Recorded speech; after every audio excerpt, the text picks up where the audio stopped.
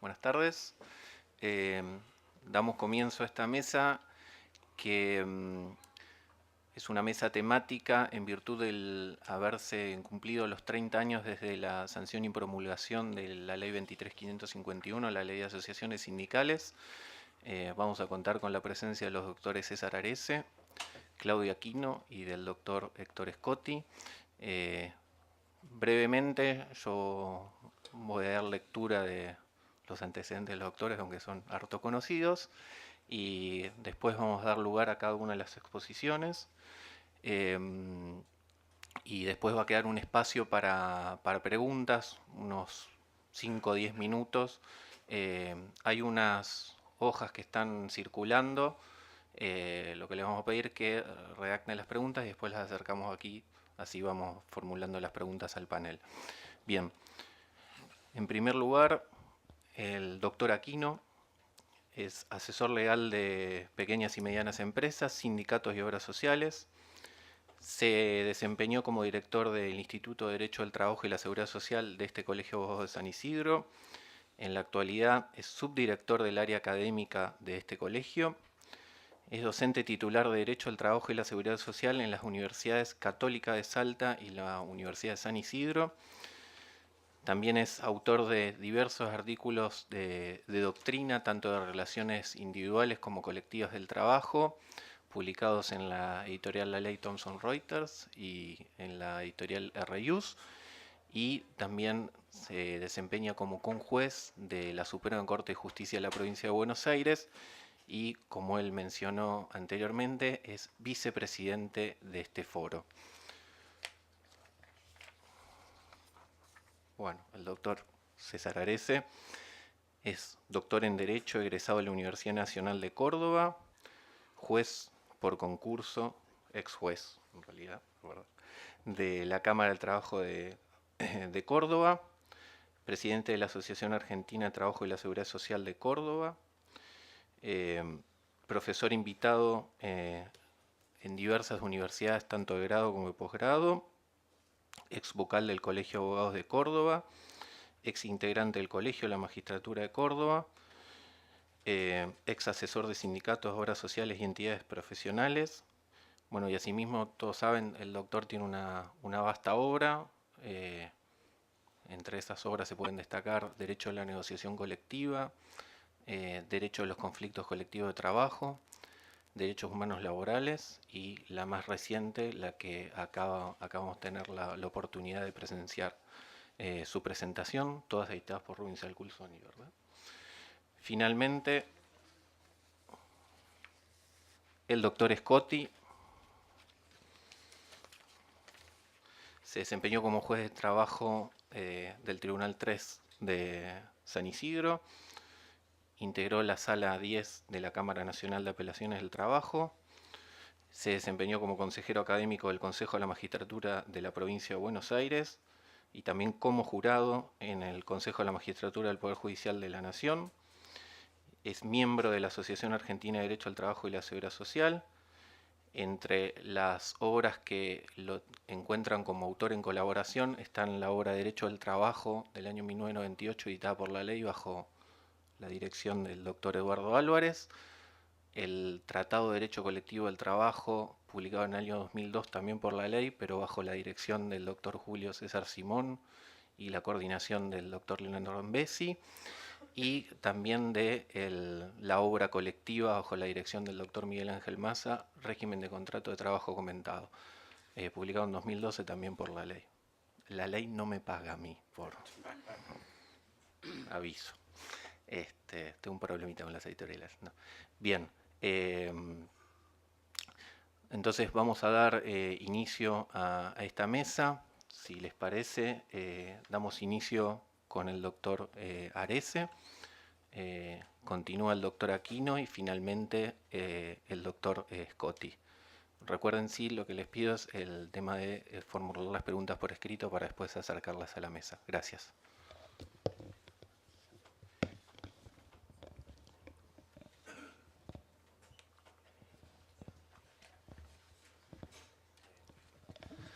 Bueno, por tercera vez ya estarán hartos de escucharme, espero que no me echen.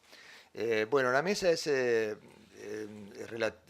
tiene como título general los 30 años de la ley de asociaciones sindicales y hemos dividido los temas. En mi caso particular voy a enfocarme sobre la cuestión de la democracia sindical, Héctor Scotti sobre tutela sindical y Claudio sobre una crítica general al sistema, ¿no? Tengo entendido, es así, tal vez puede sufrir alguna variante el título. Y me voy a permitir una pequeña presentación del tema para luego centrarme en los aspectos particulares. El sistema sindical argentino tiene un par de características que son notables, pero a veces no se las remarca. Una es su gran estabilidad. A pesar, parecería que el sistema sindical argentino forma parte de una política de Estado.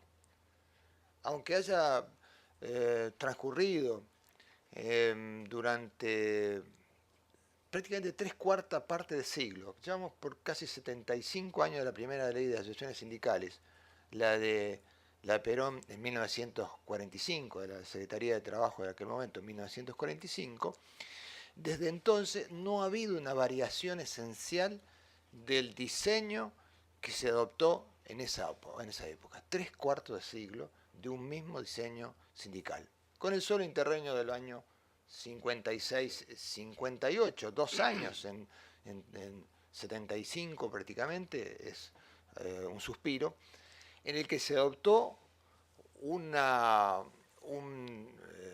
modelo de sindicato con personalidad gremial, o lo que es decir, un sindicato preponderante, de unidad sindical, un sindicato más representativo, dotado de poderes, por sobre otro tipo de organización. ¿Sí? Un sindicato privilegiado, es el elemento esencial, pero además, este sindicato contando con la protección del Estado y la intervención del Estado también en su vida interna.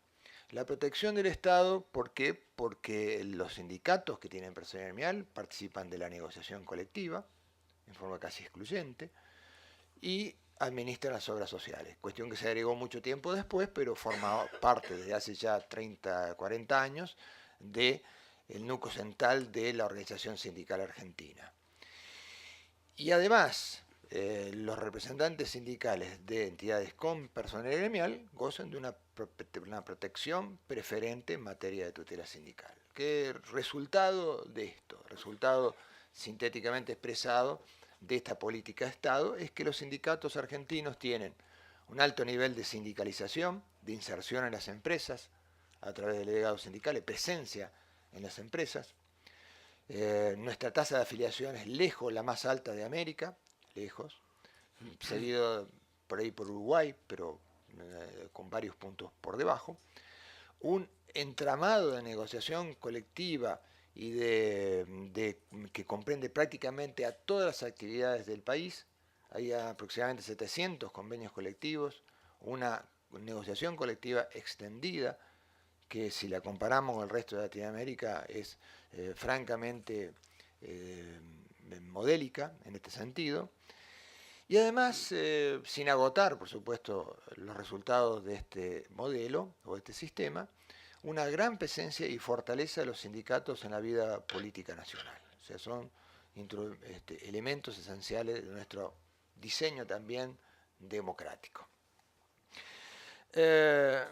Sin embargo, de aproximadamente 15 años a esta parte, más o menos, el sistema sindical ha tenido cuestionamientos desde el punto de vista interno y cuestionamientos desde el punto de vista externo.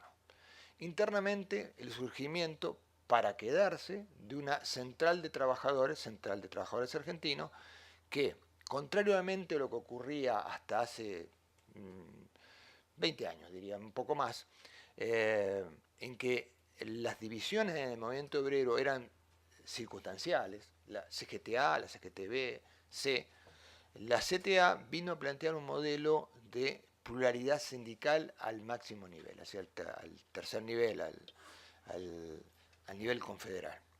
Pero además también desarrolló la CTA, pero también autónomamente, una, una cultura distinta en materia de unidad sindical, porque aparecieron muchísimas entidades simplemente inscriptas, también con vocación de quedarse, y además en el sector público, resolución 255 del Ministerio de Trabajo, se habilitó la pluralidad sindical. Y esto es un dato ya instalado en el ámbito público de la existencia de más de un sindicato por actividad, por empresa, etcétera, por sector, por repartición. Por una parte. Cuestionamientos de orden interno. Si los trabajadores, parte minoritaria tal vez, cuestionan en cierta manera esta unidad de Estado del movimiento sindical argentino. Pero también hubo cuestionamiento de carácter externo. Los esenciales han sido dos. Uno, el cuestionamiento de la Organización Internacional de Trabajo, a partir prácticamente de la aprobación de la Ley 23.551, con 6 observaciones reiteradas sobre igual cantidad de artículos de la Ley de Asociaciones Sindicales,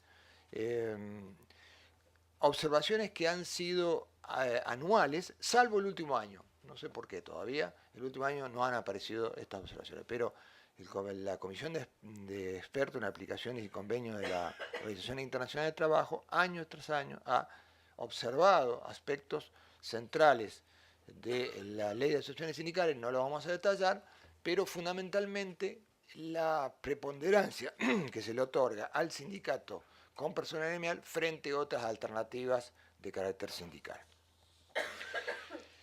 Y el otro cuestionamiento externo que ha producido, por supuesto, sus efectos dentro de la estructura sindical ha sido los fallos de la Corte Suprema, AT, ROSI, AT2 y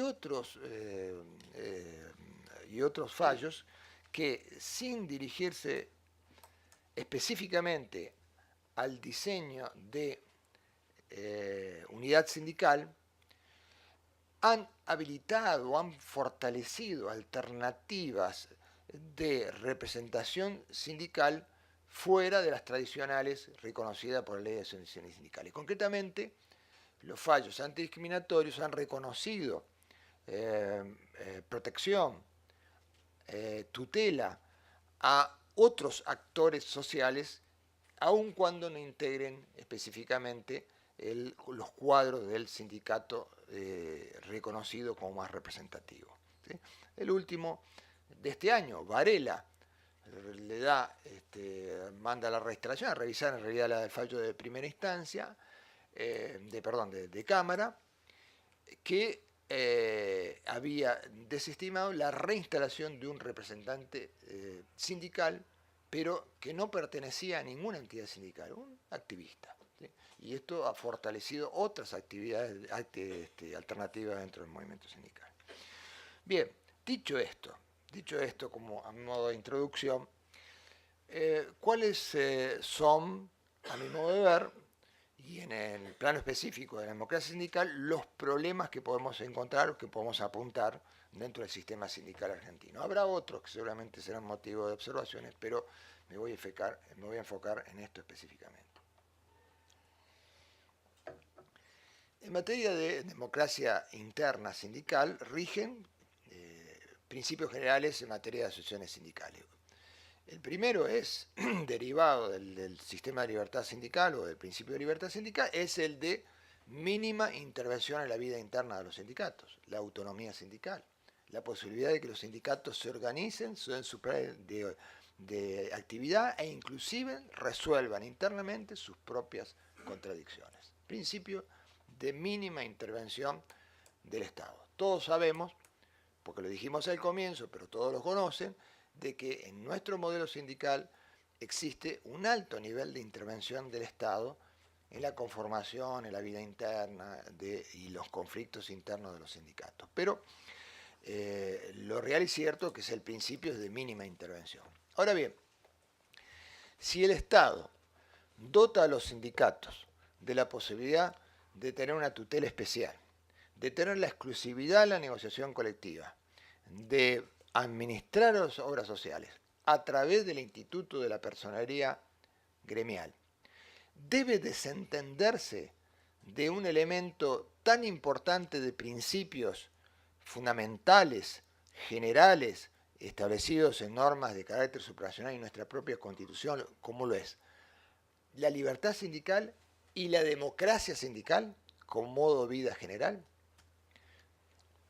La idea es la siguiente: si el Estado protege a los sindicatos, al sindicato más representativo, con estas potestades, con estos poderes, con esta fortaleza de carácter jurídica, organizacional, e inclusive le permite administrar obras sociales que son sistemas de la seguridad social, lo lógico que es que estos entes tengan también el mínimo respeto para para un derecho fundamental de nuestra sociedad, que es la convivencia democrática. ¿Sí? Desde dos puntos de vista. Uno, que exista decisiones democráticas y que por otro lado también exista convivencia democrática en el interior de las entidades sindicales. Dicho esto, que se podría, bueno, la tensión que puede existir entre libertad sindical y democracia sindical, claramente establecida en la siguiente, digamos, cultura del ámbito sindical.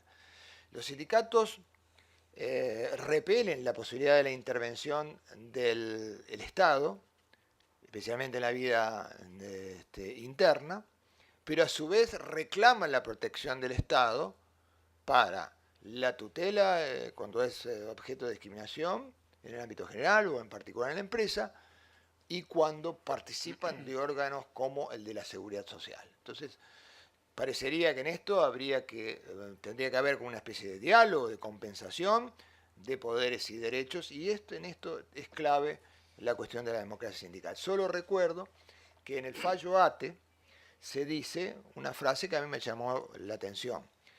Al analizar el artículo 14 bis, su primer párrafo, cuando se garantiza a los trabajadores organización libre y democrática por el solo requisito de inscripción en registro especial, se dice lo siguiente: organización libre y democrática, y dice el fallo de la Corte Suprema, ambos elementos son complementarios entre sí. Uno no existe sin el otro, libertad sin democracia. Bien, ¿cómo estamos en materia de democracia sindical? Esa es la idea de analizar en esta segunda y última parte de la charla.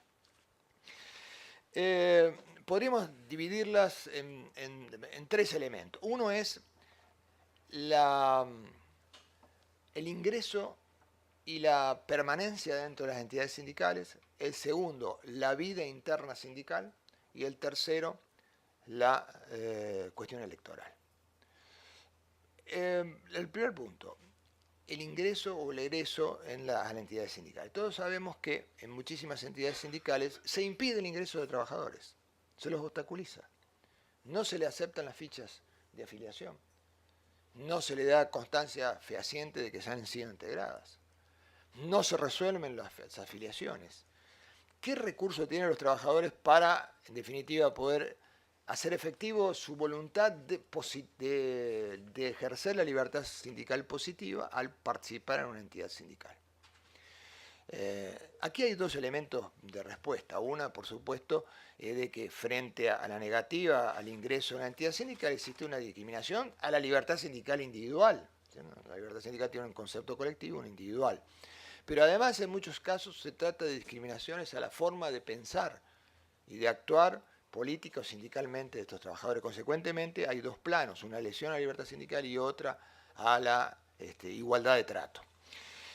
Las respuestas y la otro aspecto es los casos en que se producen sanciones, expulsiones, tanto de afiliados como integrantes de los órganos directivos de las entidades sindicales. Cuestiones que genera muchísimo conflicto en el ámbito interno de las entidades sindicales. Bien, se trata en principio de conflictos intrasindicales.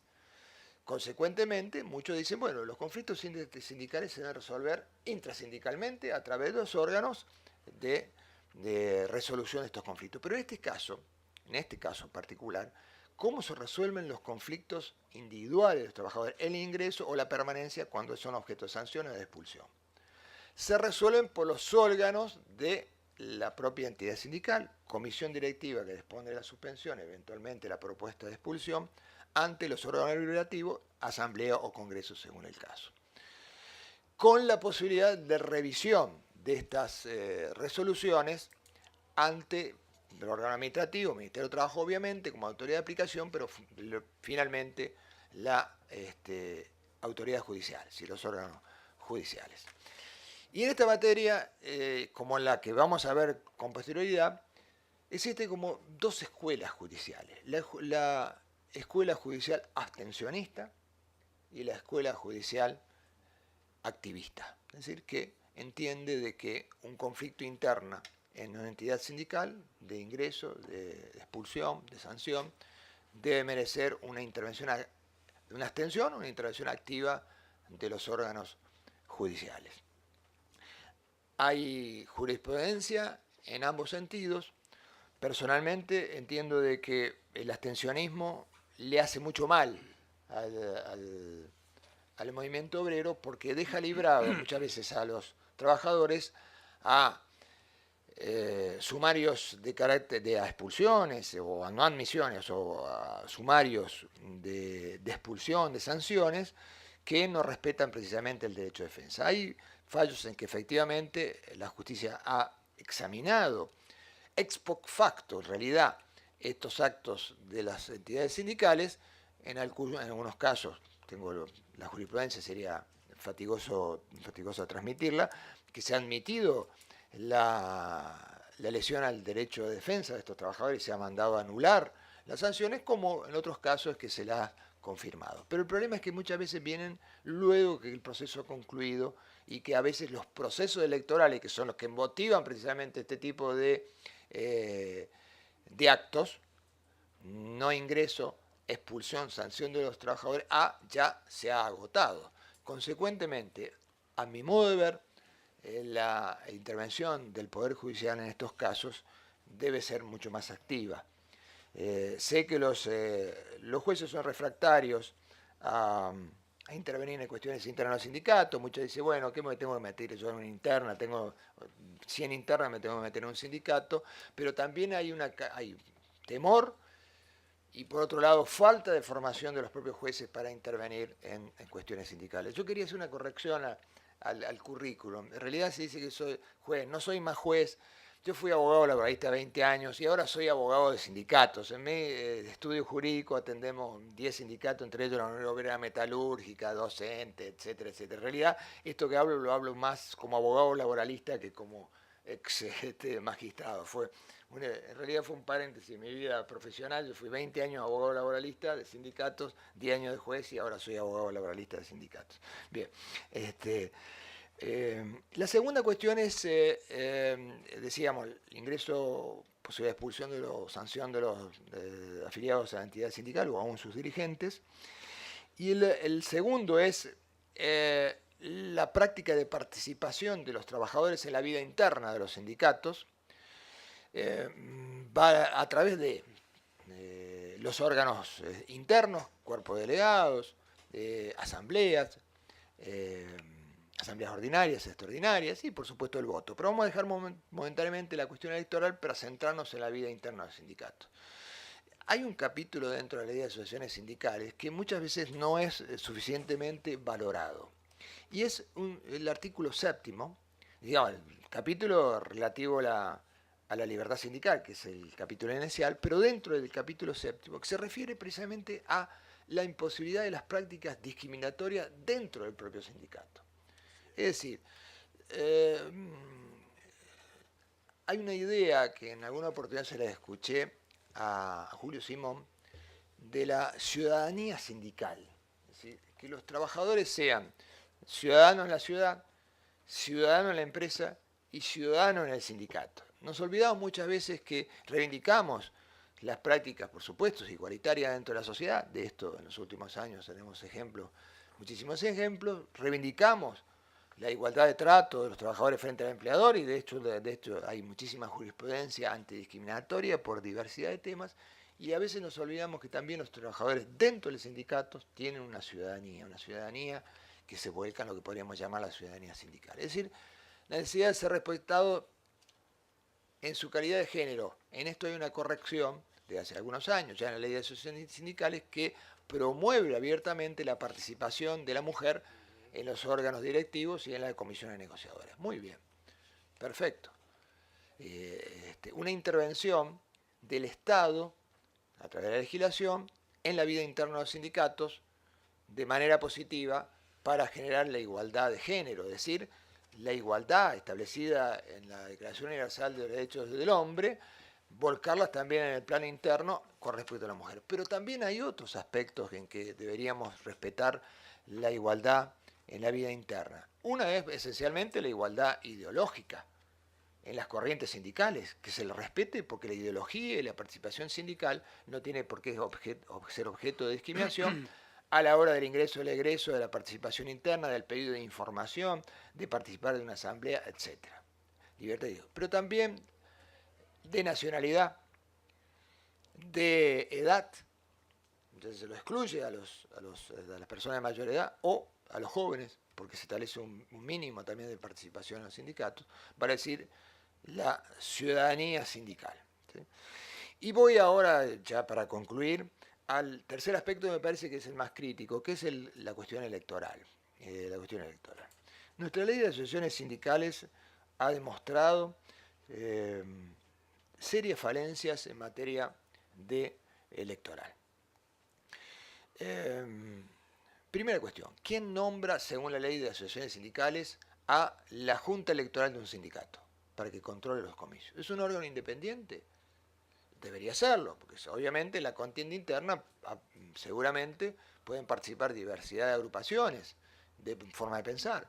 La comisión, la Junta Electoral de un comicio interno de una entidad sindical la designa la comisión directiva. Es cierto que esto está corregido en muchísimos estatutos sindicales. Hoy en día, prácticamente el Ministerio de Trabajo, sin tener una ley que lo respalde, exige a los sindicatos que sea el órgano deliberativo, asamblea o congreso, que designa la Junta Electoral. Pero en algunos se sigue designando vale decir que la propia comisión directiva gobernante designa quién va a controlar el comicio. Esto es una falencia notable, ¿no? Para comenzar nomás con... Luego, en el proceso electoral, el control de los patrones es la base esencial de un comicio. Tiene para su exhibición y para su aprobación plazos que se superponen, por un lado. Y por otro lado, los padrones, la existencia de padrones, quienes pertenecen a la entidad sindical y están en condiciones de votar según los propios condicionamientos de la ley, está en manos, por un lado, de la Comisión Electiva y de la Junta Electoral. Pero no debería existir a esta altura del desarrollo informático un padrón con acceso suficiente, abierto, respaldado informáticamente para que todo el mundo pudiera obtenerlo. Bien, cuando la práctica de las elecciones sindicales indica que se aparece con un libraco, el libraco no aparece por ningún lado, no se le entregan a la oposición,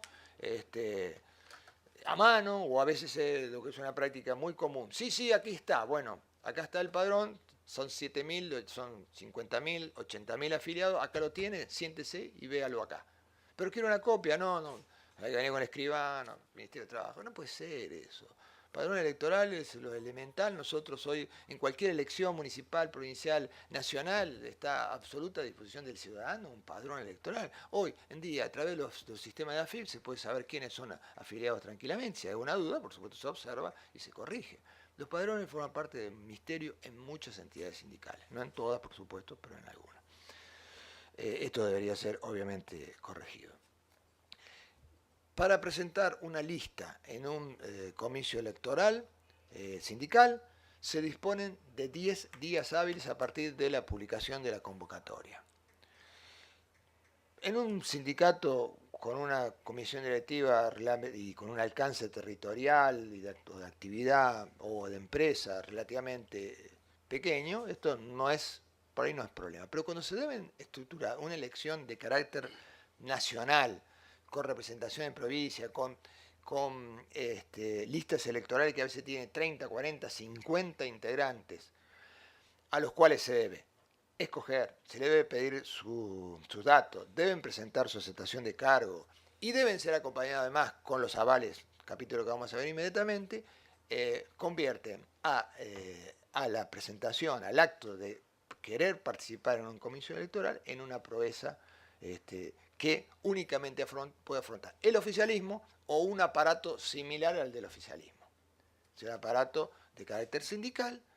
Digo, este aparato no lo digo en sentido peyorativo, es necesario, los aparatos son necesarios, las organizaciones son necesarias, pero a veces tiene que tener tal sofisticación y poder y medios económicos, humanos, etcétera, para poder presentarse una elección, reitero, 10 días hábiles, ¿sí? Que la convierten en una odisea.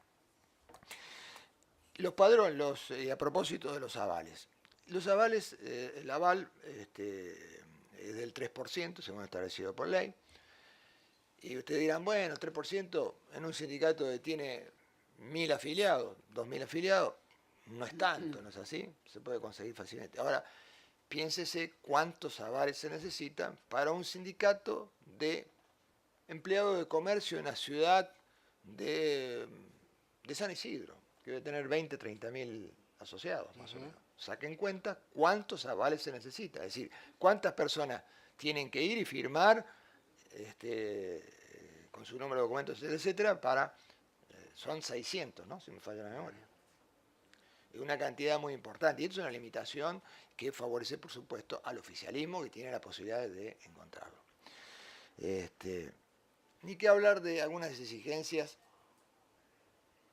que en algunos casos se toman muy a pecho, que son los antecedentes penales. Se exigen muchas entidades sindicales que los postulantes traigan el certificado de antecedentes penales, que tiene un costo y una demora que impide la presentación de la oposición. Cuando de lo que se trata en definitiva es sí, efectivamente, no puede ser candidato aquel que tenga una condena penal, obviamente, pero esto no quiere decir que tengan que demostrarse ante la Junta Electoral que cada uno de los integrantes de la lista no tienen este antecedente para poder ser admitido mediante certificado de buena conducta, etcétera, etcétera. Es una traba, obviamente, para impedir la participación de las oposiciones. Bien, podríamos seguir con algunas otras observaciones, como por ejemplo los escrutinios, los comicios y la forma de escrutar en las elecciones sindicales. Hay sindicatos que tienen una especie de código electoral que se toma generalmente como modelo de los códigos o del Código Nacional Electoral, pero es otros que convierten el acto comicial, sus distintos pasos, en verdaderos misterios, verdaderas zancadillas para quien participa de la oposición. Todo esto sería fácilmente salvable mediante un código electoral o bien remitiendo expresamente a las pautas de los códigos electorales, del Código Electoral Nacional, salvando y cambiando lo que se tenga que cambiar, obviamente, porque son de rango distinto. Bien, en síntesis, y para concluir, porque se me ha agotado el tiempo, legislativamente habría que, a mi modo de ver, intervenir al menos en estos aspectos más críticos, la cuestión electoral. Hay por lo menos 4 proyectos de ley que tuvieron en su momento estado parlamentario, no sé si lo mantienen, de distintas vertientes legislativas y políticas que propugnan la modificación de la ley de asociaciones sindicales en el tema electoral. Y tienen una coincidencia bastante importante. Hablo de proyecto de Facundo Moyano, de las 2 CTA, del grupo liderado por Álvaro Ruiz desde el Ministerio de Trabajo, por otros sectores en este momento no recuerdo. Incluso hay un proyecto presentado este año destinado a corregir aspectos electorales. Primer punto. Segundo punto, la intervención judicial dentro de las controversias intrasindicales de cualquier tipo. Es cierto que el Comité de Libertad Sindical establece como principio el de no intervención en las controversias intrasindicales, es decir, tanto de los gobiernos como del propio comité. Sin embargo, en reiterados dictámenes ha indicado que la intervención de los órganos jurisdiccionales para la resolución de los conflictos internos en las entidades sindicales puede procurar una solución aceptable conforme los convenios de la Organización Internacional del Trabajo. Para eso, claro, deberíamos tener jueces y tribunales especializados en la materia. Y realmente no lo tenemos. Las jurisdicciones provinciales, incluso la propia Cámara Nacional de Apelaciones del Trabajo, no posee una especialización en particular en este aspecto. Por eso, a mi modo, y por otro lado, hay un problema en la ley. La ley establece como órgano de resolución, en algunos casos, de controversias intersindicales, las jurisdicciones provinciales, con los problemas que estamos advirtiendo. Pero también en otros casos, y en grado de apelación, los conflictos internos ante la Cámara Nacional de Apelaciones del Trabajo. Ahora, la Cámara Nacional de Apelaciones del Trabajo, ¿es una Cámara Nacional de Apelaciones del Trabajo? ¿Es una Cámara Federal? Para resolver cuestiones digamos, relativas a la resolución de temas relativos a la ley de asociaciones sindicales. ¿Es federal realmente?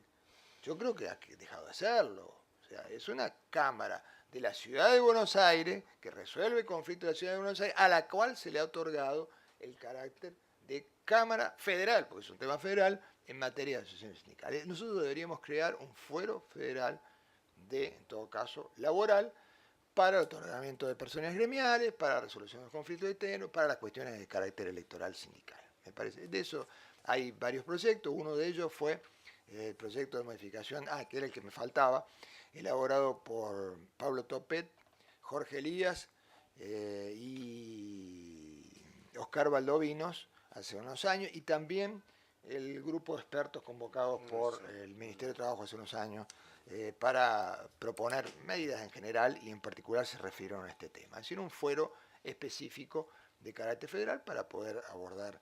Y de paso que tenga delegaciones que pueda ser accesible a los trabajadores en las provincias.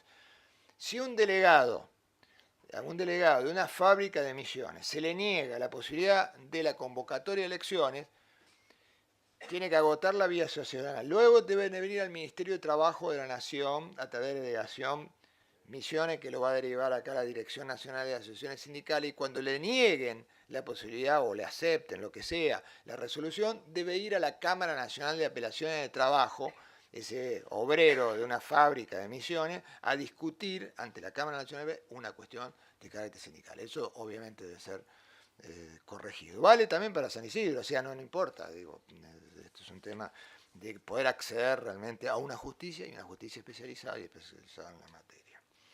Bien, podríamos hablar de otras cuestiones relativas a esto, por ejemplo, la Corte Suprema dictó hace relativamente poco un fallo Bichi, Luis Ángel,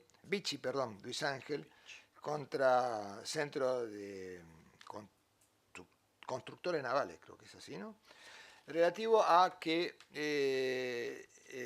ordenó a la Cámara, que había intervenido en un caso de controversia intersindical, pronunciarse sobre los daños y perjuicios provocados por conductas sindicales internas sobre la ley, sobre la base de la ley 23.592, es decir, daños y perjuicios, daño moral por esta conducta. La cosa que amplía un poco también en este aspecto la posibilidad de actuación, de acción interna sindical.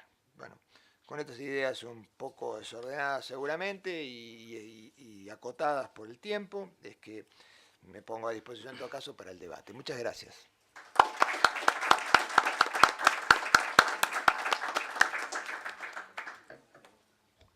Bueno, muy bien. Me toca a mí un poco. En primer lugar, dos cosas quiero decir. Primero, que aparte de la magnífica presentación de Gonzalo Garciela, la idea de esta mesa fue de él, no es mía. Él se acordó de las 3 décadas de vigencia de la 23.551, así que yo le agradezco personalmente la motivación y la idea creativa. En segundo lugar, bueno, compartir una mesa a propósito de eso y en ese marco con dos maestros del derecho laboral y amigos personales. Yo creo que César ya prácticamente dijo todo. Nosotros estamos luchando, bregando, no siempre con buena suerte, con efectividad, con eficiencia, con eficacia, de democratizar distintos vínculos, relaciones y ámbitos, ya no solo de la ciencia jurídica, antes de ello los hechos de la vida. Cuando la ciencia jurídica se aleja de las realidades, de la necesidad de las comunidades o de los pueblos o de las sociedades, estamos realmente ante un problema muy difícil, no solo que nos atrasa, sino que nos divide y nos separa. Justamente el objeto de este foro es tratar de colaborar en que eso se achique. César dijo muy bien cuestionamientos que tiene un modelo sindical que data ya desde el año 1945 y que tiene antecedentes en otros países de vertiente socialista, que el mérito de la década del 40 fue recoger esos principios y tratar de darlos en función de la tutela de los trabajadores organizados. También dijo que la libertad sindical es el gran principio del derecho colectivo, que para muchos, yo me sumo a eso, es la verdadera matriz de la relación individual del trabajo. Es la que lo informa, es la que le da vida. Pensemos solamente en el valor de la negociación colectiva, su postre exitoso, que es el convenio colectivo de trabajo, y lo que este instrumento surgido del consenso y del diálogo pacífico de los actores sociales nutre directamente al contrato y a la relación de trabajo. Uno, que es docente de hace muchos años, siempre reitera la búsqueda de los motivos por los cuales hay tan poco interés en principio por el derecho colectivo del trabajo, como si esto tuviera que pertenecer exclusivamente a ciertos círculos de élite, sea de un sector o del otro, cuando por otra parte yo estoy convencido de que es un enorme cometido e incumbencia profesional y social. Los abogados, las abogadas, siempre lo pensé, y tiene que ver con este tema, somos clase dirigente. Y somos clase dirigente no desde el sentido partidario político, obviamente, más allá de la ideología de cada uno, sino que por nosotros, cuando ejercemos la docencia, tenemos tribunas, tenemos gente, colegas, ciudadanos que nos escuchan. Y que cuando hablamos del derecho colectivo aplicado al derecho social del trabajo, tenemos que hablar de los valores, de los principios, de los cimientos, de la base constructiva de una comunidad. Y ahí aparecen los valores de libertad y democracia. El constituyente de 1957 ha consagrado felizmente el derecho de los trabajadores a organizarse sindicalmente. Pero no lo ha fijado con dos grandes adjetivaciones calificativas de la responsabilidad social que ello implica, que son precisamente la libertad y la democracia. Esos valores exorbitan al derecho del trabajo, pero se enancan en el derecho social del trabajo, porque va dirigido a toda una comunidad. Los abogados, cuando permitimos que se nos aleje del derecho colectivo, y esto es fuerte tal vez lo que voy a decir, estamos consintiendo una cierta dosis de pasividad en un tema social. La libertad sindical y la democracia, como rostros gemelos, ¿han sido recogidos debidamente en los distintos modelos sindicales de nuestro país o no? Y yo creo que entrar en una discusión así, agrietada, meramente opuesta, diametralmente distante, nos confunde. En primer lugar, porque los modelos sindicales o las legislaciones de nuestro país, sacando algunas pausas que ya mencionó César, sobre todo en gobiernos de facto, reñidos con la democracia y la libertad, le ha dado a la organización sindical derechos imprescindibles. Los trabajadores primero y las corporaciones sindicales después tienen que tener esa labor para todos nosotros, para todos los que trabajan y también para los empleadores que trabajan. Claro, no es lo mismo la realidad social, cultural, política y jurídica de nuestro país después de 30 años, mucho menos después de más de 70. Pero cuidado con esto. El mero transcurso del tiempo y ciertos fracasos no invalidan el valor de la principiología en la materia. Digo esto porque las críticas que yo voy a mencionar, que no son creatividad mía ni mucho menos, no pueden ni deben desconocer el valor de la organización sindical en sociedad. Son dos cosas completamente distintas. Yo creo que toda organización humana necesita ser democratizada en términos de libertad. El diálogo social, por ejemplo, que nos propone la negociación colectiva y el convenio colectivo, son una cabal demostración de la necesidad de alcanzar esa meta.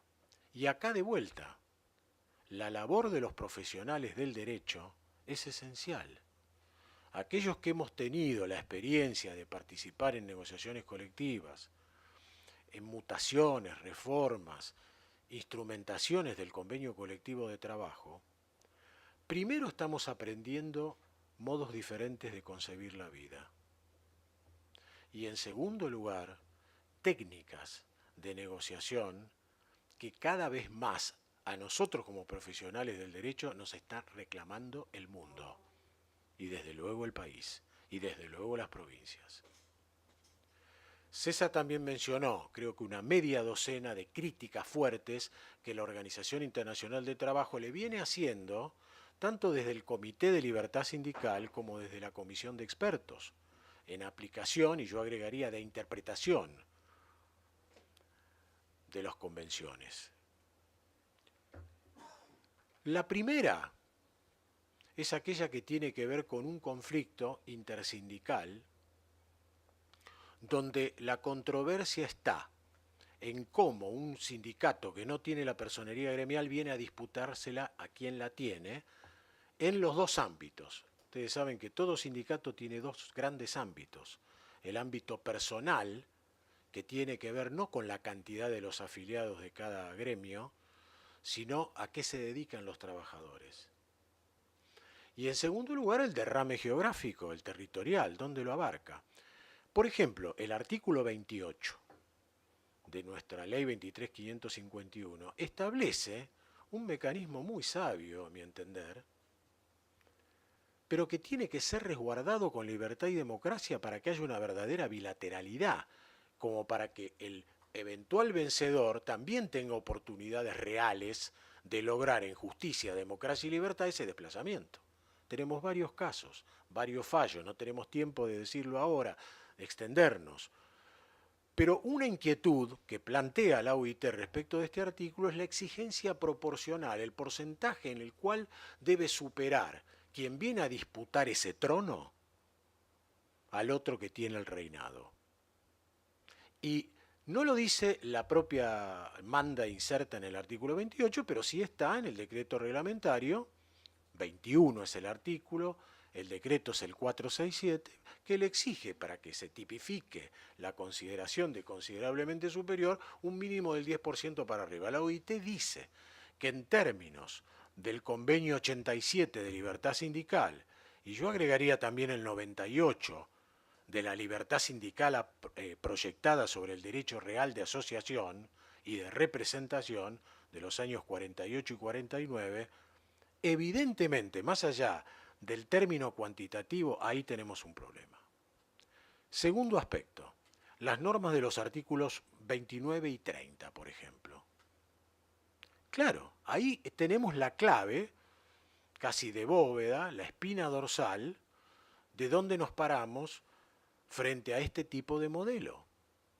O es un modelo de unidad promocionada con el lógico y legítimo objetivo de que la organización del movimiento obrero no pierda su intensidad para pelear por sus derechos en sociedad, o es una actitud o un diseño monopólico, excluyente, por ende no libertario y de dudosa democracia.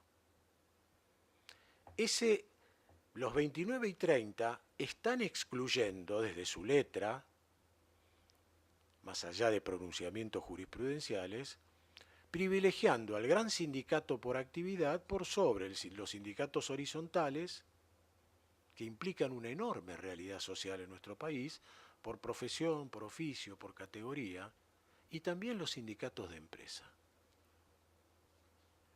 Fallos como los que mencionó muy bien César, AT1, AT2 entre 2008, 2009, 2013, vienen recogiendo lo que el legislador argentino todavía no se ha atrevido a hacer, que es una modificación legislativa para al menos amortiguar estas grandes diferencias que para mí y para muchos están condicionando la verdadera capacidad de elección de los trabajadores de los entes sindicales que quieren componer.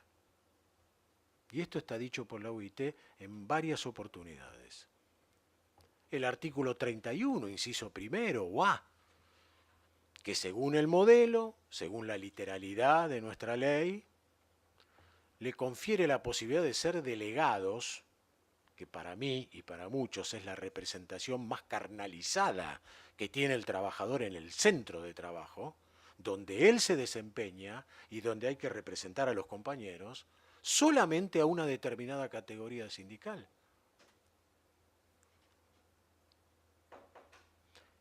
Después, el tema de la conformación patrimonial. No se habla tanto de ello como de los otros aspectos que seguramente va a hablar Héctor en lo que tiene que ver con la tutela sindical.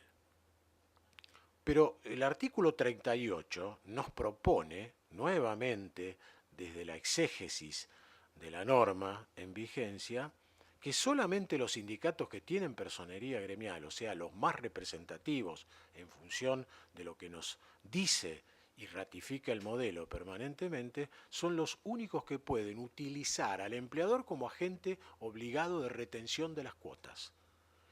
Cuotas ordinarias, extraordinarias y no olvidar nunca las contribuciones de solidaridad legitimadas por una muy antigua ley de los 50, la 14250 de nuestro país. Otra sabia ley que también, sin desmedro de que ameritaría ya algún tipo de ayornamiento. Yo, solamente para graficar esto del artículo 38, ustedes parémonos en esto, no es un elemento menor, toda vez que para alcanzar, entre otras cosas, la mayor representatividad y gozar de esa categorización que hace el intervencionismo estatal, otra vez tomo Arese, a través de los tiempos, se necesita una mayor cantidad de afiliados que coticen. O sea que la puesta en valor económica es dirimente en el tema. El artículo 38 ha sido declarado, entre otros pronunciamientos, inconstitucional en para mí, un magnífico fallo del Juzgado Nacional de Primera Instancia del Trabajo, número 10, era la doctora Laura Papo en aquel momento, no sé ahora, 10 de mayo de 2017, donde la Unión Informática le reclamó a la empresa IBM que sus trabajadores afiliados se les pudieran contribuir con la cuota al gremio. La respuesta de la demandada era no. Esta asociación sindical no existe, no tiene ese derecho, es simplemente inscripta. Por lo tanto, agarro el 38 y digo, está excluida. No me puede exigir a mí como empresa que yo retenga absolutamente nada. En el medio y dentro del escenario fáctico, los trabajadores agrupados en la Unión Informática se habían presentado ante la cartera laboral varias veces, no una sola, manifestando su pleno consentimiento. Y ahí venía la discusión. ¿Valía ese consentimiento? ¿Están ejercitando realmente su capacidad libertaria a nivel gremial? No cabe ninguna duda. Es más, un dictamen de la Dirección Nacional de Asociaciones Sindicales, creo que de comienzos del año pasado, le dijo que sí. Y citó varios ejemplos de la OIT y otros pronunciamientos celebérrimos, como el caso de la Corte Interamericana de Derechos Humanos, el caso Ricardo Baena, siempre recomendamos su lectura, porque así se le da una extensión dinámica al valor de la libertad y de la democracia sindical y a la hermenéutica, o sea, la interpretación que hacen los órganos de la OIT, desde su carácter vinculante o no vinculante que seguimos discutiendo. Yo no tengo ninguna duda de que son directrices que en el marco de los tratados internacionales de derechos humanos tienen que ser resguardados por los jueces cuando resuelven casos. Y por supuesto conocidos por nosotros los abogados para colaborar con el Servicio Público de Justicia en justicia. Fallo de primera instancia que encontró ratificación en la sala segunda con un voto preopinante del doctor Massa, poco tiempo después, el 31 de julio de 2017. Si ustedes leen ambos fallos y especialmente el voto del doctor Massa en la segunda instancia, sumado a otros pronunciamientos, realmente son icónicos en la materia de entender el verdadero alcance de la libertad y la democracia sindical. Si esto lo quisiéramos llevar a otros aspectos añadidos a lo que hoy estamos viendo de la legislación sindical propiamente dicha, deberíamos pensar en el derecho eminente de los trabajadores primero y de los sindicatos después, que es el de huelga. ¿Cómo entender quién es el verdadero titular, más allá de la conjunción necesaria que debe haber con la organización representativa para llevar a cabo ante la sociedad medidas legítimas de acción directa?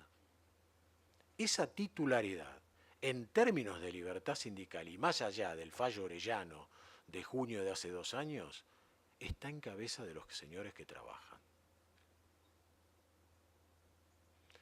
En todo caso, la organización y la puesta en valor de cada medida la toma el sindicato.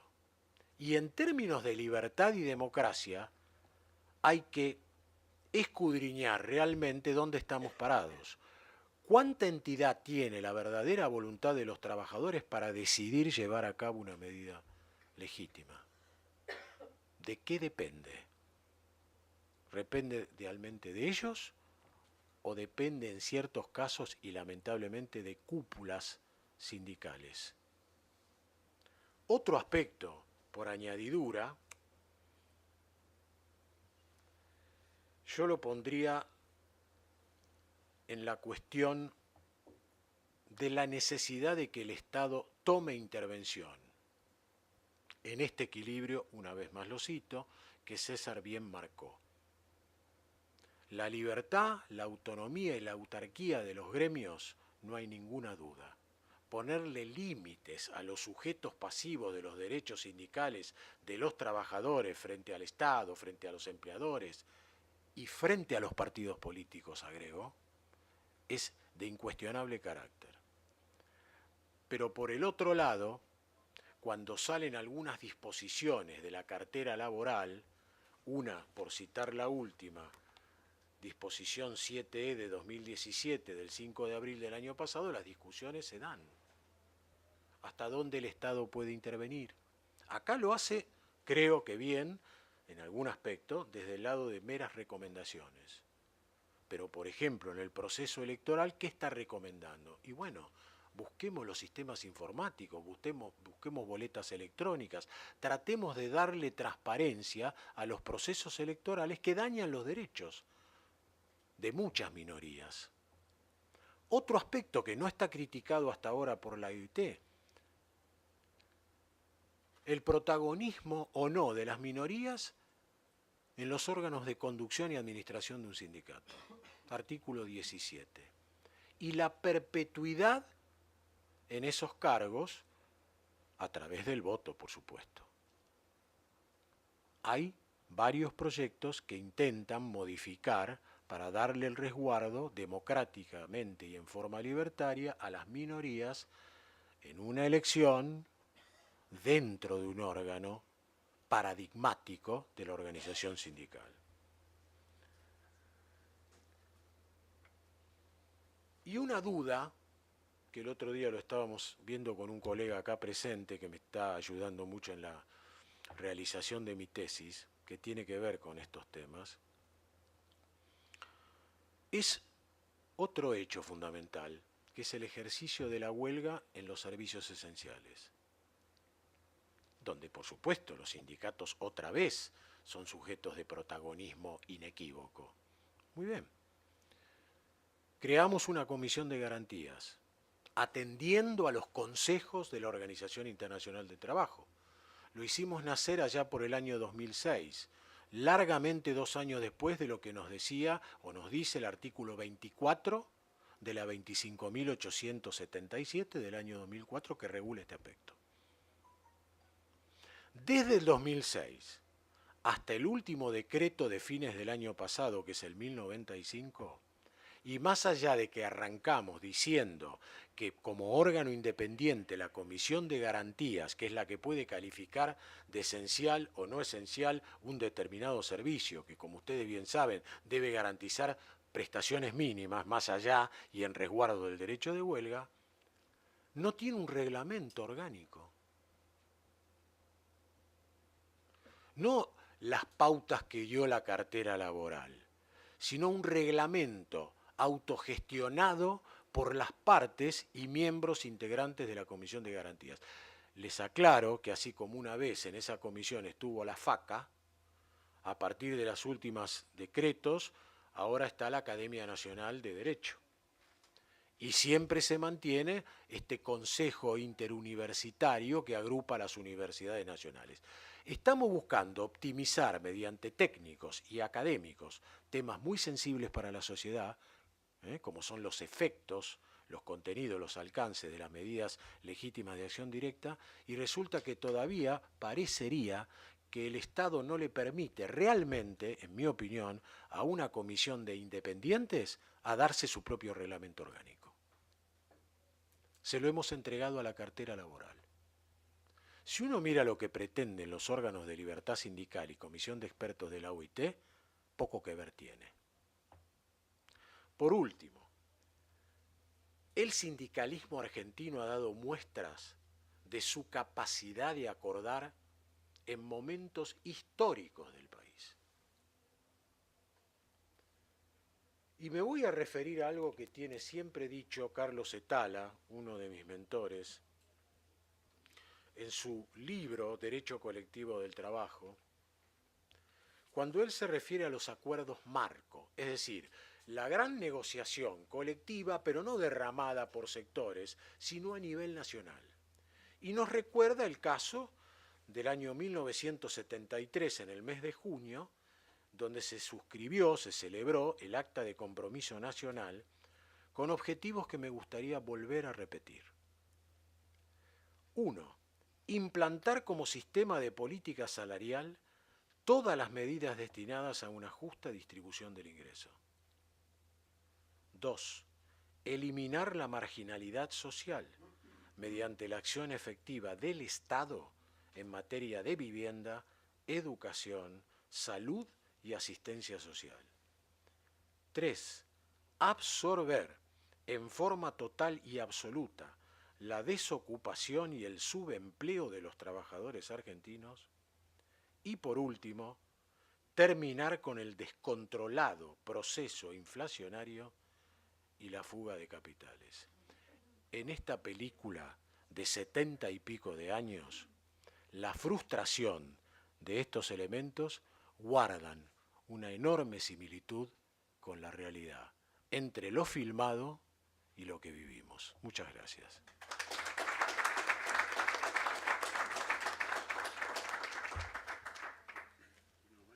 Sí, claro.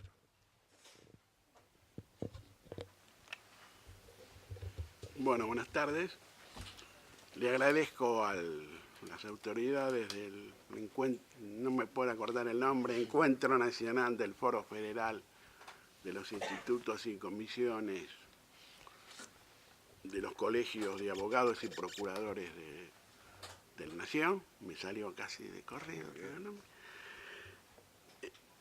Y además por haberme hecho volver a San Isidro, donde estuve tanto tiempo, más 10 años, y al que no vengo seguido porque trato de, alguna vez lo he dicho también en otra charla, trato de no venir muy seguido porque hay un proverbio chino, creo, que dice que no vuelvas nunca al lugar, bueno, no vuelvas nunca al lugar en que fuiste feliz. Así que como he sido muy feliz en San Isidro, trato de venir poco. Vamos a hablar de la ley 23.551, que efectivamente mamá cumplió 10 años. Se lo vamos a festejar tarde el cumpleaños, porque cumplió 10 años el 23 de abril de 1900.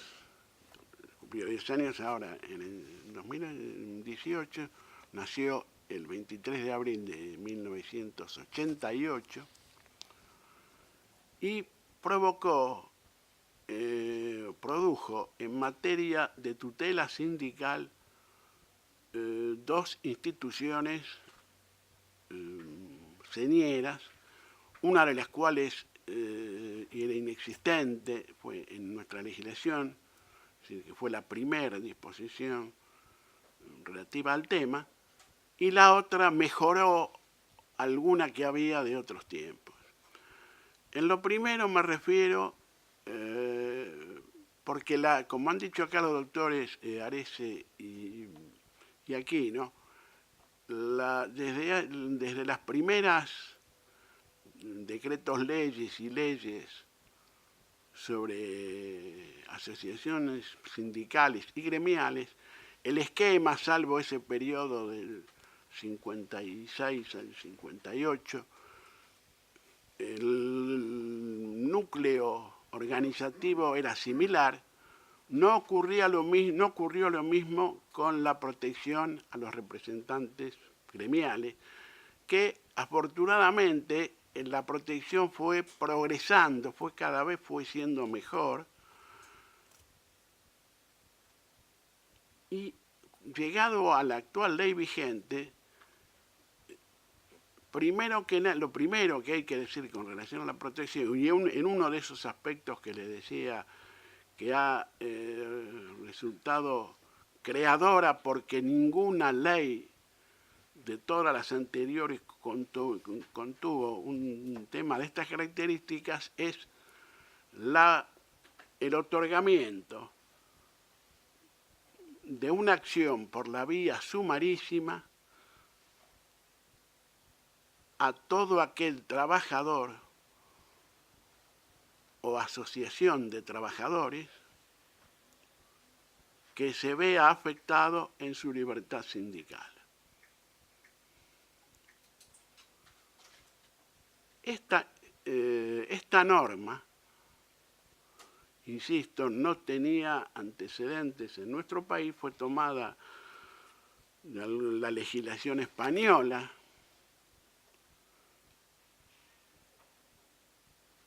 y, reitero, es una acción sumarísima que generalmente se la suele denominar en el lenguaje de los abogados amparo sindical,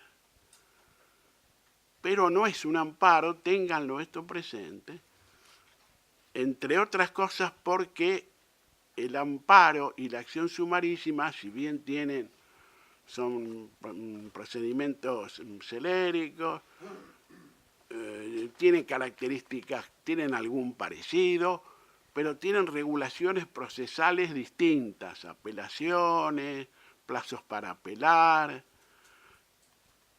Así que ténganlo en cuenta que en realidad es una acción sumarísima de las legisladas en los códigos procesales, civiles y comerciales de cada provincia o de la ciudad autónoma de Buenos Aires en nuestro caso. Y la ley lo establece, es de competencia de la justicia laboral. Laboral en la ciudad autónoma de Buenos Aires, pero también la laboral de las provincias, por más que por más que la parte, los trabajadores o el sedicente empleador fuese hipotéticamente el Estado provincial. No sé si está claro, pero esto me gustaría que lo tuvieran presente, es decir, que todos los reclamos que haga algún trabajador, digámosle así, trabajador estatal, en la nación tiene que hacerlo, cualquier reclamo en general, no hablo de la libertad sindical, ante la justicia contenciosa administrativa en la nación, en la contenciosa administrativa ahora o hace un tiempo en la provincia, y de los regímenes similares provinciales. Pero en lo atinente a la libertad sindical, la competencia es la justicia del trabajo de esa provincia.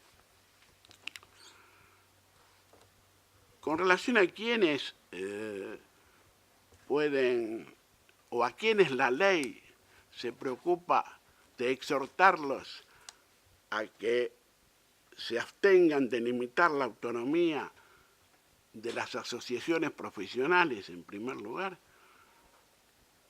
la ley, esta ley, y hablando de la intervención del Estado, a que aludían acá los amigos aquí, ¿no? Tiene una norma que es curiosísima, el artículo 6º de la ley 23.551, que es casi graciosa, y que pareciera que evidentemente el Estado en general no le tiene fe ni a su propio ministerio, porque tiene una norma, la norma dice, la libertad sindical será garantizada, la autoridad, los poderes públicos,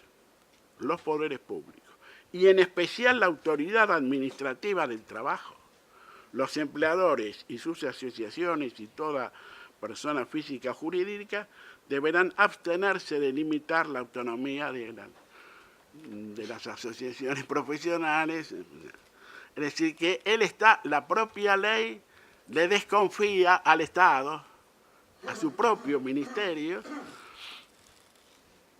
de que no intervenga demasiado. No tuvo resultado. Y yo creo que no tuvo, y no sé si me parece tan mal, por algo que vamos a tratar de decir ahora si es que alcanzamos. Les decía que la ley por primera vez instituye una acción sumarísima para dejar sin efecto el acto violatorio de la libertad sindical. Ese es el único objetivo y es decir, la sentencia únicamente o puede o hacer cesar el acto violatorio de la libertad sindical o rechazar si es que entiende que no le corresponde, no se ha demostrado. Pero no puede ir más allá. Es decir, el cese inmediato y ahí terminó su jurisdicción.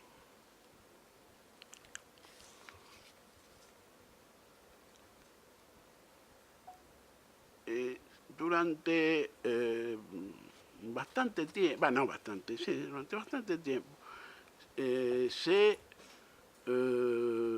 discutió en doctrina, también la jurisprudencia, si se podía utilizar esta acción sumarísima del artículo 47, también conocida como la del artículo 47 de la ley, para obtener la reinstalación en su puesto de trabajo de algún trabajador que por cualquier circunstancia no estuviese encuadrado en los recaudos que exige la propia ley para hacerlo objeto de su tutela sindical. Trabajadores afiliados a una asociación sin personería gremial, fundadores de un sindicato, etc. Se discutía, había algunos que decían que sí, otros que decían que no, y en eso se estaba cuando bastante tiempo después de vigencia de la ley, es decir, en los años 96 o 98, los laboralistas, me incluyo yo también, suponiendo que yo fuese un laboralista, pero me incluyo también, nos dimos cuenta todos que había una norma que no era del derecho del trabajo, ni menos todavía del derecho colectivo del trabajo, que servía para estos casos de proteger a alguien que no proteger sindicalmente a alguien que es de acuerdo con la ley estaría fuera del marco de la ley, y reinstalarlo en su lugar de trabajo. Y esa ley, que a todos se nos había pasado por alto, era casi, ha cumplido, se está cumpliendo ahora los 10 años, así que era muy cercana a la anterior. La ley 23.592 antidiscriminatoria. La ley 23.592, si ustedes recuerdan, sí, que quien arbitrariamente, bueno, tiene una norma similar, pero agrega, será obligado a pedido del damnificado, el que aplique, el que sea violatorio, el que discrimine por motivos sindicales, que es lo que nos interesa, entre otros, que prevé la ley, no solamente dejar sin efecto el acto discriminatorio o a cesar en su realización, sino también a reparar el daño moral y material ocasionado. Y finalmente la Corte Suprema le dio prevalencia a la ley antidiscriminatoria por sobre el artículo 47 de la ley 23.551 en materia de trabajadores no contemplados en la ley, en el también conocido caso Álvarez, donde estableció, bueno, van a hablar creo en la mesa siguiente de despido discriminatorio, ¿no? Así que pero digamos, en el caso Álvarez se estableció la aplicación a los trabajadores de la ley 23.592 y además recordó que esa ley es de carácter federal, con todas las ventajas que ello posee para los efectos de los recursos extraordinarios. Y no digo más porque nos iríamos del tema. El artículo entonces 47 ha quedado un poco a todos estos aspectos que mencionaba acá el doctor Arese, es decir, tratar de que no se celebre una elección, parar una asamblea, solicitar que provisoriamente se deje sin efecto la expulsión de un afiliado, situaciones en todas las cuales la acción tiene, vuelvo a reiterar lo dicho anteriormente, el CES tiene como objeto el cese de ese supuesto acto lesivo a la libertad sindical. Ha quedado reducido, digo reducido exageradamente, porque en realidad hay muchos de estos amparos mal llamados amparos sindicales y sumarísimos, que son aquellas acciones que se inician los viernes, en general, los viernes a la media mañana, estoy exagerando, no es que sea obligatorio ni que sea obligatorio, y son con la urgencia tratando de que a su vez se dicte una medida cautelar previa para que el mismo día las corridas se queden fuera de hora los magistrados, secretarios, y haya que notificar algo por ahí. No sé por qué, pero es la rara casualidad de que este tipo de acciones se deducen sobre la hora, diríamos en términos futbolísticos, y quizás tratando de urgir, de acelerar el tema o hacer más visible el tiempo en que lo requieren. Pero reitero que lo único que puede hacer es eventualmente detener supongamos que sea una elección o la realización de una asamblea, para después que el trabajador o ese grupo de trabajadores inicie un proceso que más o menos se ha explicado que el doctor Arese, que es bastante molesto. Primero agotar la vía administrativa según la interpretación de algún viejo fallo de la Corte, o no tan viejo, pero de la Corte, y después recién ahí acudir a la Cámara Nacional de Apelaciones del Trabajo, que es una cámara nacional, ¿no? Evidentemente, pero que interviene porque normalmente tiene mucha... está otorgada por la ley, la jurisdicción, pero además porque entiende en resoluciones en las cuales ya ha intervenido antes la Autoridad Administrativa del Trabajo, esa a la que a la ley 23.551 le tiene tanto miedo. Ese es uno de los aspectos, dicho así muy rápidamente, absolutamente innovadores de la ley 23.551 en lo referente a la tutela sindical. Y el segundo es el haber otorgado,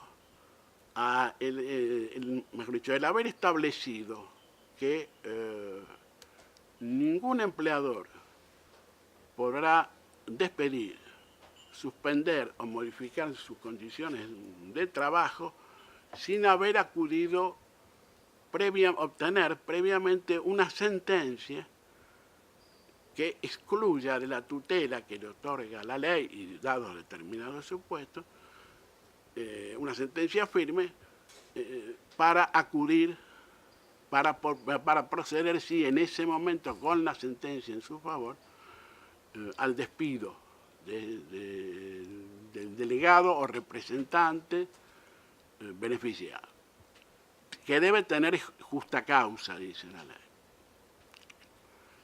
La regulación es novedosa en parte en este aspecto. Todas las normas anteriores vinieron, como le decía, mejorando, y en las últimas establecían una protección a los representantes gremiales, tanto a las autoridades sindicales como a los representantes en el seno del lugar de trabajo, pero imponían en alguna ley muy ambiguamente, en alguna otra con más claridad, una indemnización. Es decir, agravaban la indemnización de un trabajador despedido en esas condiciones, que tenía derecho a que se le abonaran las indemnizaciones por despido, estamos hablando del trabajador, del delegado, por decir así, despedido, las indemnizaciones comunes de todo trabajador y además una suma igual a los salarios que le hubieran pertenecido hasta el final del periodo de tutela, que era el de su mandato, más un año más. Esto sí fue, en todas las leyes fue mejor o peor así, salvo en una antes que esta, que fue la ley 20.615. La ley 20.615, que rigió entre 1973 y 1976 algunos artículos, hubo los dos artículos de la tutela, piensen lo que serían, que en el gobierno militar del 24 de marzo dictó una llamada ley que los derogó el 26 de marzo. O sea, fíjense lo que... Y la norma era bien intencionada, pero tenía enormes problemas, esa estoy hablando de la del 76. Primero, porque efectivamente no se podía despedir, ni suspender, ni cambiar las condiciones de trabajo si no se obtenía una resolución de una querella que debía iniciar el empleador, una querella civil, ante una institución creada como parte del Ministerio de Trabajo, es decir, una autoridad administrativa.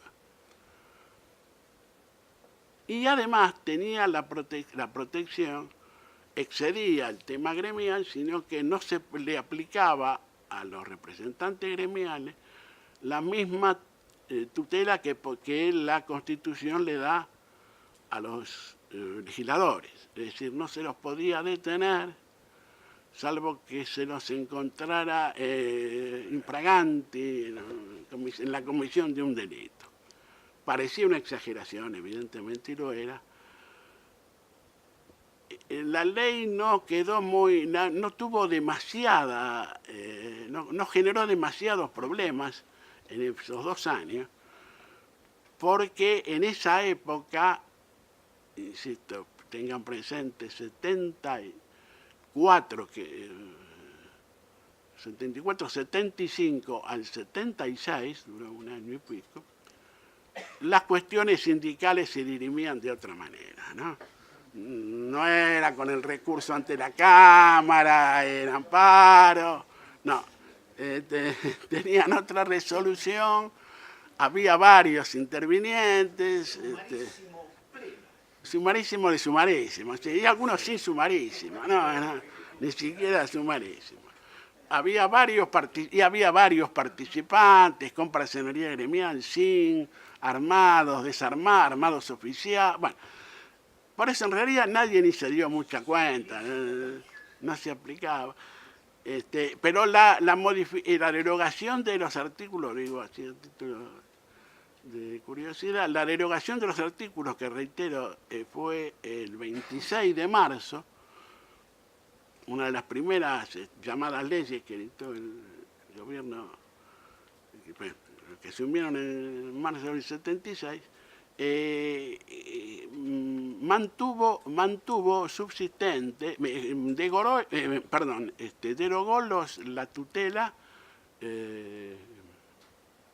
penal por los delitos del derecho criminal. En principio porque no modificó las de la protección laboral, pero, entonces, en teoría el sistema seguía en lo laboral, pero fueron cesanteados todos los miembros del comité del tribunal de relaciones laborales, sí, quedaron cesanteados. Entonces no estaba integrado, había un secretario, los empleadores llevaban la demanda, le ponían en un cargo, no había nadie, que no se corrían traslados, entonces era peor el remedio que la enfermedad, porque no tenían trámite. Empezaron las cosas de la creación jurisprudencial, que algunos entendían que estaba derogaron no, porque no estaba derogado, otros que con la sola presentación implicaba que estaba autorizado a despedir y después igual se veía, y después, hasta que, bueno, hubo una ley del año 78 del gobierno militar, derogó toda ya la ley, colocó otra. Y llegamos entonces a esta ley que retoma el tema de la exclusión de la tutela como paso previo, no como una indemnización a abonar al trabajador, pero con ventajas evidentes en orden a su constitucionalidad, como es que la querella o la acción de exclusión de tutela o de desafuero, como se le suele decir, se debe llevar a cabo ante la autoridad, ante la justicia laboral. También laboral en las provincias, la justicia local y en la ciudad de Buenos Aires también la justicia local, aun cuando fuesen trabajadores estatales e incluso del gobierno de la ciudad de Buenos Aires. La ley tiene una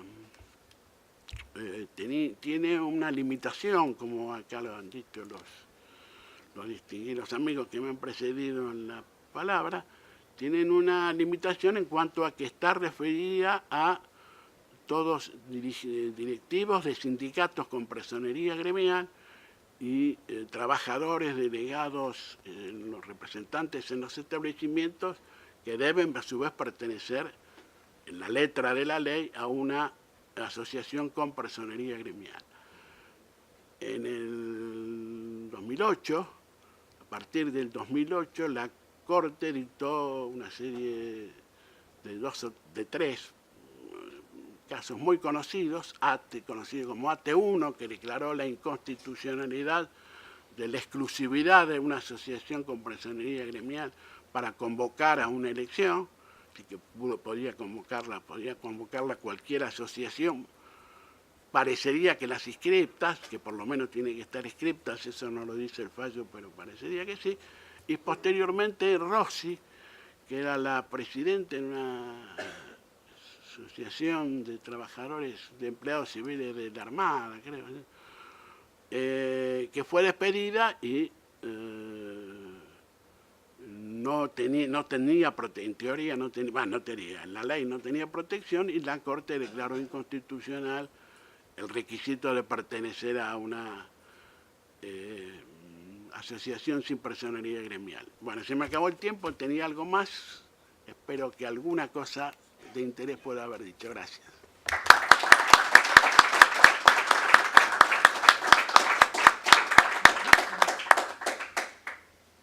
Brevemente abrimos el espacio para preguntas. ¿Qué ha quedado bien? Quería preguntarle al doctor Scotti, ¿verdad? Sí. Si la acción que inicia el empleador de desafuero también es una acción sumarísima, y cómo está la jurisprudencia con respecto a la justa causa. Bueno, tendríamos para pasarnos toda la tarde. El doctor Gonzalo y yo somos fanas de este tema. Así que es largo, pero bueno, sí, primero. No, está bien. Súmame al grupo. El tema es así, la situación es así. La acción es también sumarísima. Y puede pedir cautelarmente la separación del lugar de trabajo del trabajador mientras dure el juicio sumarísimo. Lo que se discutió mucho tiempo, y parece haber cesado, aunque yo no estoy seguro, pero que ha cesado la duda, en un tiempo era si qué naturaleza tenía la acción, la sentencia que hacía lugar a esa exclusión de tutela. ¿Qué iba a hacer después de la exclusión en el hipotético caso que le daba lugar? No. Que si el tribunal dictaba la sentencia y lo excluía a la tutela. La discusión estaba si esa era una sentencia definitiva, y ahí terminaba y quedaba habilitado el empleador para aplicar la medida que había pedido, o si era una decisión cautelar para excluirlo nomás, lo despedía y el trabajador podía promover con posterioridad una acción ordinaria laboral, digo, ¿no?, por el cobro de las indemnizaciones por despido, solamente decían algunos, o de las indemnizaciones por despido y los salarios que le hubieran correspondido por el otro. No sé si me siguió bien. Sí, que le hubieran correspondido. Que le hubieran correspondido, sí, una indemnización adicional a la de un trabajador común. En la provincia de Buenos Aires regía este último criterio en función de lo dicho de la Suprema Corte, que era una sentencia cautelar, consecuentemente que no hacía cosa juzgada, y que había que probar la verosimilitud del hecho invocado. Algunos decían que debía probar que el despido no estaba motivado por un propósito antisindical, y había otros que, como el doctor y yo, estábamos convencidos que en realidad debía ser una sola. La sentencia no podía hacerse una sentencia y después para que después viniera el trabajador de nuevo, se reavivara la misma discusión sobre testigos que ya habían declarado. Y había un fallo de la Corte de la Nación que parecía darle la razón a la Corte de la Provincia, o a la doctrina de la Corte de la Provincia, de que era cautelar, dicho de paso en un juicio. No era el centro de la cosa, pero lo dijo de paso. Pero ha habido uno último, o varios, pero dos o tres, uno Fate con, ¿cómo se llama? Ottoboni, y el otro más reciente, un poco más reciente, la Universidad Nacional de Rosario, de Rosario, donde directamente lo dice quizás más claramente que la sentencia es definitiva y tiene que examinar, no tiene que manejarse con cuestiones provisorias, que sería, sino que tiene que estar probada el incumplimiento que le atribuye para despedirlo.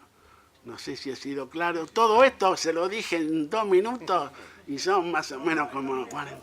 Lo que me queda ahora de duda es el tema de la interpretación de la justa causa que está haciendo. Bueno, la justa causa entiendo que es... ¿En qué sentido? La justa causa es la justa causa del despido. ¿Incidente menor como para desaforarlo? ¿O si justa causa es algo...? No, justa causa entiendo yo, es la misma que la del 242 de la Ley de Contratos de Trabajo. Es un incumplimiento que impida la prosecución de una gravedad tal que impida la prosecución de la relación, que puede ser menor si existen antecedentes similares y que puede ser por sí solo si es muy grave. Porque puede ser únicamente por eso. La única excepción que hay está dada por el artículo 51 de la ley, es en cuanto a que ninguna tutela es oponible ante la cesación general de las tareas del establecimiento, no de la empresa, sino del establecimiento del supermercado. Esa es la única excepción. Todo lo demás, para excluirlo, tiene que acreditar en esa sentencia, que ahora va a ser una sola, en ese proceso que ahora va a ser una sola, en justa causa, que yo entiendo que es la del 242. Sí, no me pregunten de los jubilados, porque si nos quedamos a dormir, ¿no? Pero... Gracias, Mancuello, por la pregunta. Bueno, agradecemos a los doctores, la verdad que un lujo contar con la presencia de 3 excelentes laboralistas que aparte son bibliografía obligatoria. Les agradezco.